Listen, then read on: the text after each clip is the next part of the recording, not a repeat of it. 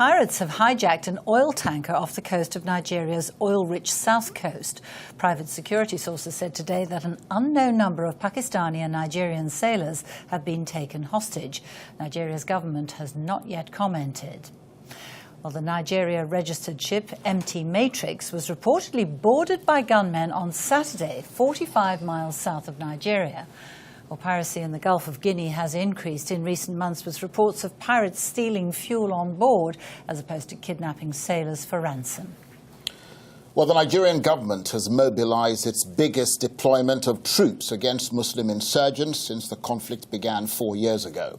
And Arise News special now, we take you to Maiduguri, northeast Nigeria's largest metropolis, a city under the grip of military rule. It's just past 6 o'clock in the evening in Maiduguri, capital of Borno State, in Nigeria's troubled northeast region. The city has gone eerily quiet, paralyzed by the statewide curfew, which has just begun. The city has become a ghost of its former self.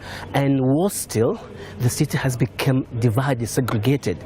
There are areas that even a resident of the city that doesn't live there dares not go in, because if he goes, his life is at risk. In mid-May, President Goodluck Jonathan imposed a state of emergency to check an increasingly audacious rebellion led by the Boko Haram Islamic sect. But the militants are not the only cause of fear here. Nigerian soldiers keeping the peace in Maiduguri have developed a reputation for bludgeoning both their perceived opponents and the populace into submission. Minutes after we arrived at the Satis Hotel, we came up close with those harsh tactics. As we prepared to record our first shots, a military patrol bore down on us with a chilling warning that, as this officer put it, someone will die here if we did not stop filming immediately. We did. As a journalist, it has been quite challenging because we cannot go out to work the way we should work. A journalist needs some breath of freedom. Each day, people here and across the state anxiously await the next move in a grotesque dance of death between the military joint task force charged with restoring order and the fiercely militant Boko Haram insurgents. It's not yet clear who's winning. We're in the headquarters of the Joint Task Force in Maiduguri, Borno State. Many of the soldiers behind me are being moved out now into the areas where the insurgents operate. They're going to be mounting security operations across the city, and they're going to be the ones who are at the heart of the battle against Boko Haram. A spokesman for the military task force in Maiduguri told Arise News that the army had destroyed several training camps used by the insurgents to launch attacks, with most of the militants now on the run. Most of their identified camps have been destroyed. Most of their commanders have been arrested. Most of their foot soldiers have been arrested. Many have lost their lives during an exchange of fire with the federal troops. That has been the situation. Many arms and ammunition of various types and caliber have been recovered by the Joint Task Force. As evidence that the army was gaining the upper hand, we were shown these women and children said to have been freed by government troops. They were apparently abducted by Boko Haram in early May during an attack on the border town of Bama, and later appeared in a Boko Haram propaganda video. Lieutenant Colonel Musa said they'd been rescued after the military stormed the Sambisa forest, where they'd been held captive.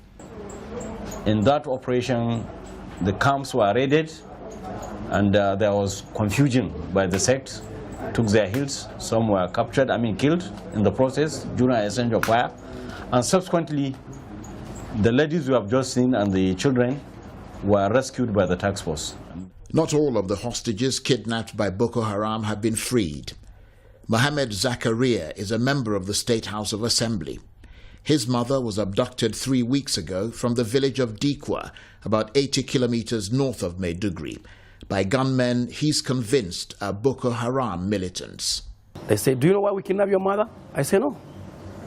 Later they said, "Okay, because you are working with the government of Nigeria, because you are a legislator, that's why we kidnapped your mother.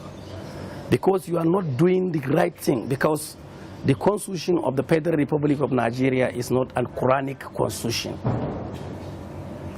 One has to come down because my mom is at hand. I came down and I said, okay, what do they want?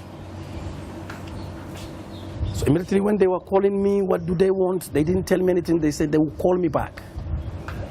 They didn't call me back up till movement. The Nigerian army has mobilized the biggest deployment against the militants since the conflict began some 4 years ago. It's not at all clear whether more boots on the ground will improve the situation. But Mohammed Zakaria hopes that with their overwhelming numbers and enormous firepower, the military will, sooner rather than later, prevail against one of the deadliest terror groups in Africa. And maybe someday soon, he will be reunited with his mother. Charles Aniegolu, Arise News, Maiduguri, northeastern Nigeria.